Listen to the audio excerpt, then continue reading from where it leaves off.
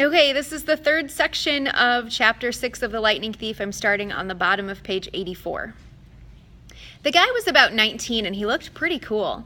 He was tall and muscular with short cropped sandy hair and a friendly smile.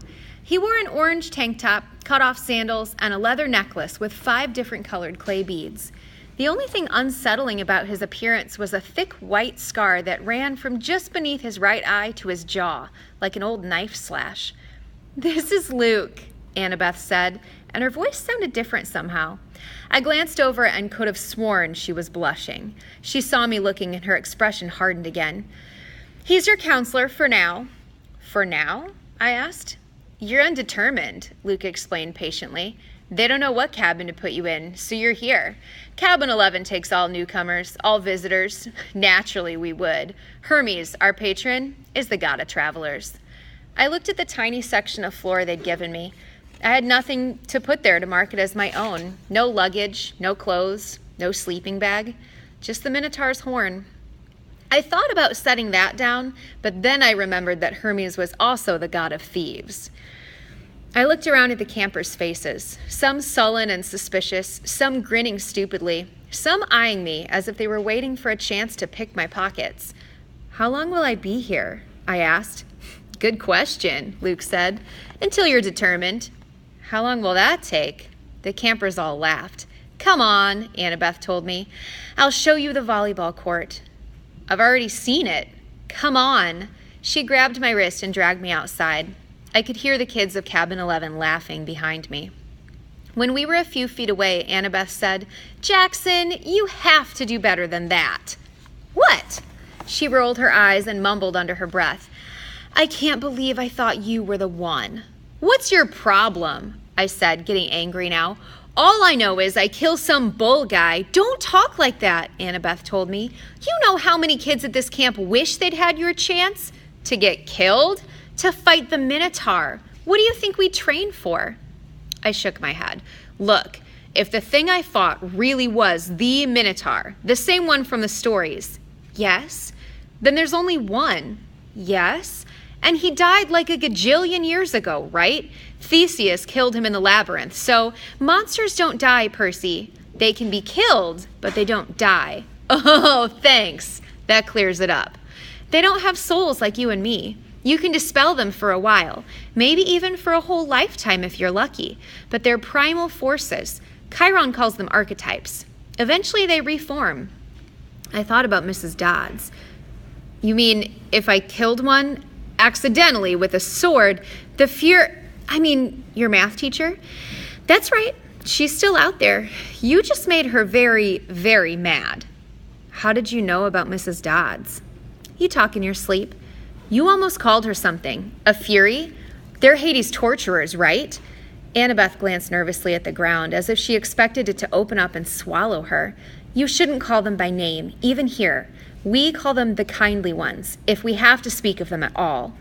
"Look, is there anything we can say without it thundering?" I sounded whiny, even to myself, but right then I didn't care.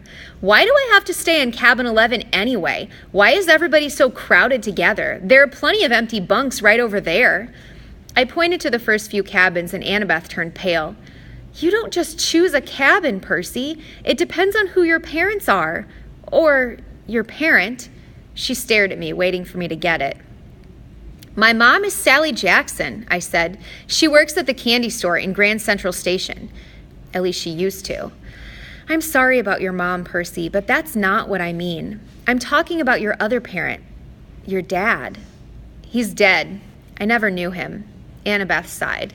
Clearly, she'd had this conversation before with other kids. "Your father's not dead, Percy." "How can you say that? You know him?" "No, of course not." "Then how can you say..." "Because I know you. You wouldn't be here if you weren't one of us. You don't know anything about me." "No?" She raised an eyebrow. "I bet you moved around from school to school. I bet you were kicked out of a lot of them." "How?" "Diagnosed with dyslexia. Probably ADHD, too." I tried to swallow my embarrassment.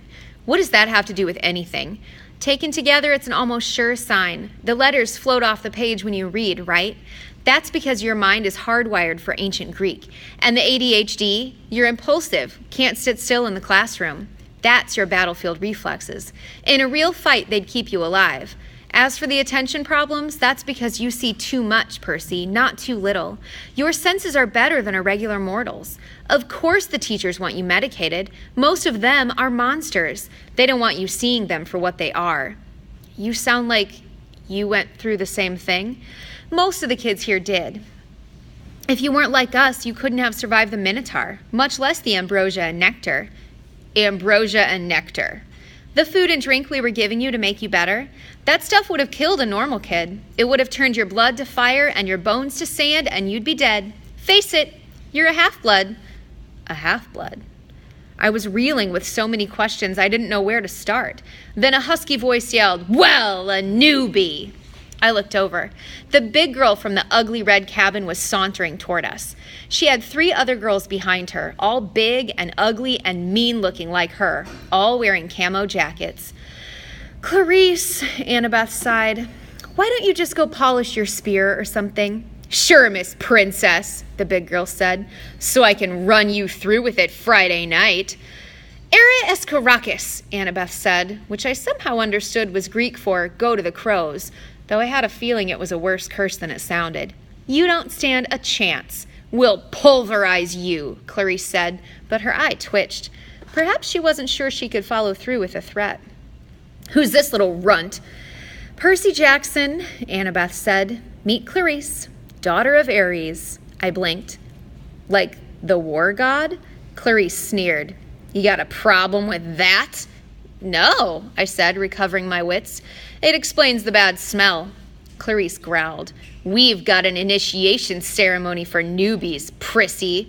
"Percy, whatever. Come on, I'll show you." "Clarice," Annabeth tried to say. "Stay out of it, wise girl." Annabeth looked pained, but she did stay out of it. And I didn't really want her help. I was the new kid. I had to earn my own rep. I handed Annabeth my Minotaur horn and got ready to fight, but before I knew it, Clarice had me by the neck and was dragging me toward a cinder block building that I knew immediately was the bathroom.